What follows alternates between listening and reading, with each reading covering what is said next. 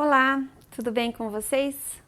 Estou aqui novamente e essa tarde, esse dia, eu gostaria de compartilhar com vocês um versículo que está escrito em Neemias, capítulo 2, versículo 2 que diz assim: Por que o seu rosto está tão abatido?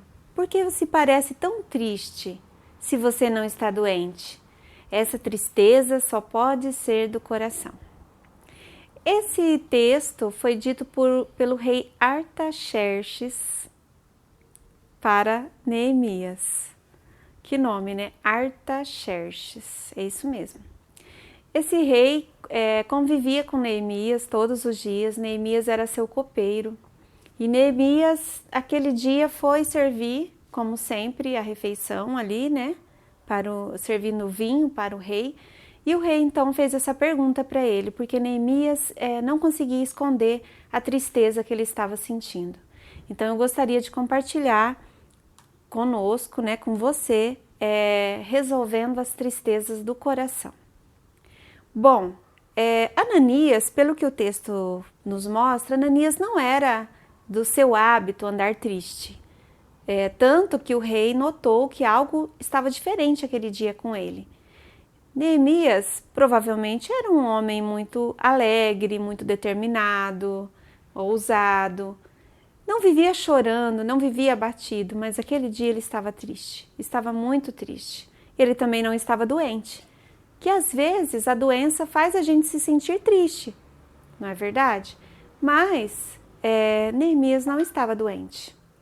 Neemias provavelmente era um copeiro muito querido.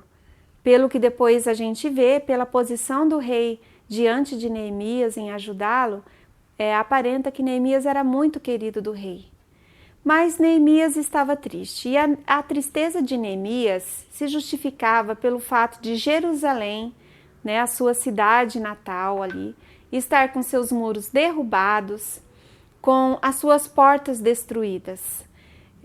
Isso significava que Jerusalém estava à disposição dos seus inimigos, estava com facilidade, né, de ser invadida, estava em risco, estava vulnerável. Na vida a gente passa também por tristezas que nos abatem. A gente às vezes não consegue disfarçar o abatimento, não consegue disfarçar o desânimo, frustração, decepção.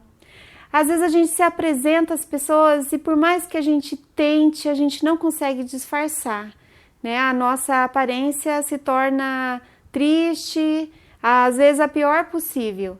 Um rosto empalidecido e o semblante descaído, e às vezes as pessoas notam como a gente está.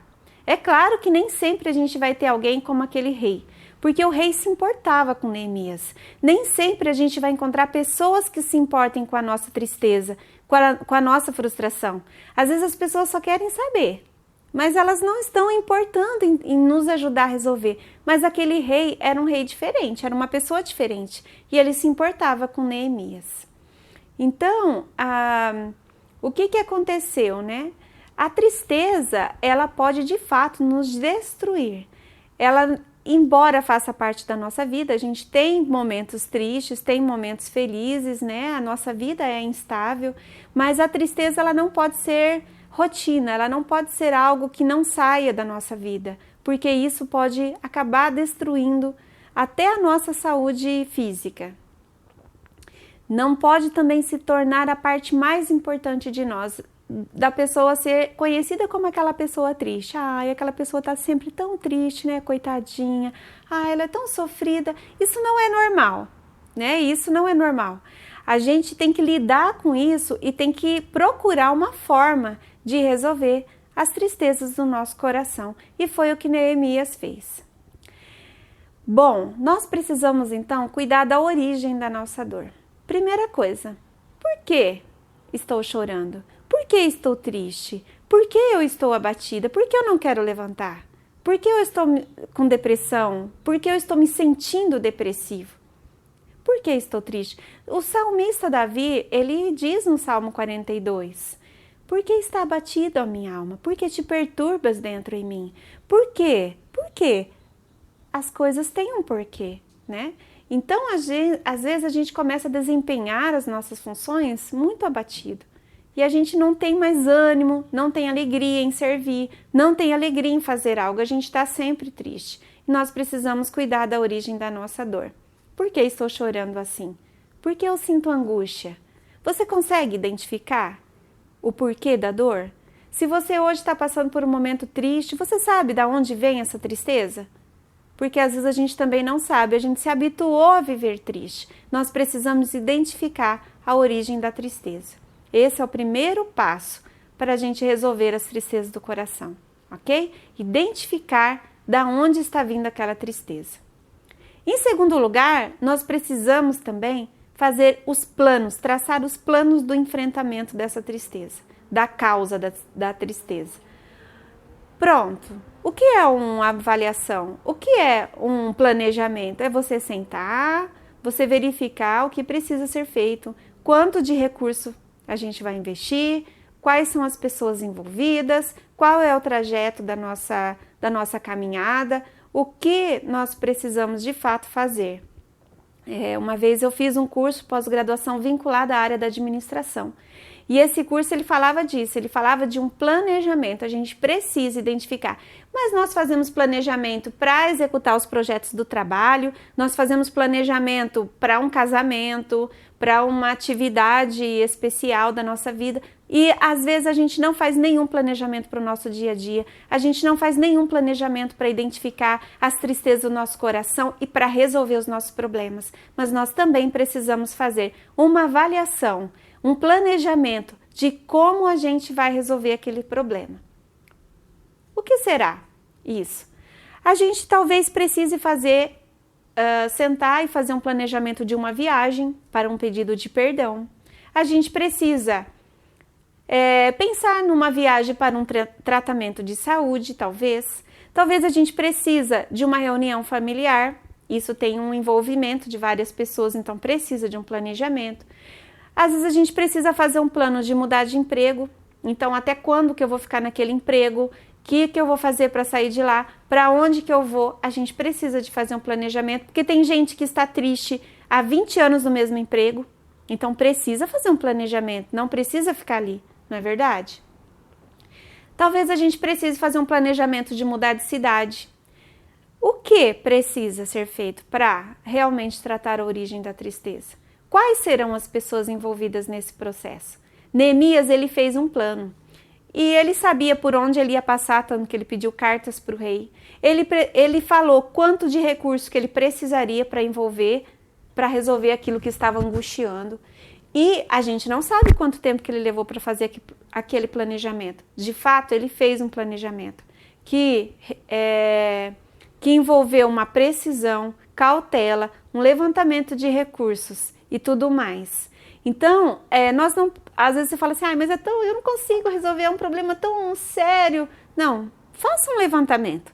Sente, tire um dia aí sabático na sua vida, sente e faça um planejamento daquilo para resolver. O que você vai contar? O que você precisa resolver? Tá bom? E em terceiro lugar, a gente precisa então partir para a resolução de fato. Vamos resolver o que está nos destruindo? Vamos resolver a causa e a origem dessa tristeza? Esse é o próximo passo. A gente não pode engavetar o plano. Eu tenho um plano de mudar de emprego, de mudar de profissão. Faz 10 anos que eu tenho esse plano. Nós precisamos, então, resolver. Vamos partir para a ação agora. Nós precisamos também saber quais são os perigos que a gente vai enfrentar. Neemias sabia. Ele sabia quais eram os perigos. Neemias, ele passou por constrangimento, ele passou por ameaças, ele passou por profecias falsas, tudo para impedi-lo de reconstruir os muros de Jerusalém. Ele parou? Não, ele não parou. Ele enfrentou perigos de morte e ele trabalhava armado, mas ele colocou o plano dele em ação. Então, nós vamos enfrentar perigos? Muito possivelmente. Vamos enfrentar, talvez, um perigo de perder alguns amigos. que estão talvez segurando aí uma tempestade debaixo de um tapete, talvez a gente realmente perca. Talvez a gente perca até alguém da família que não concorde com a nossa ação.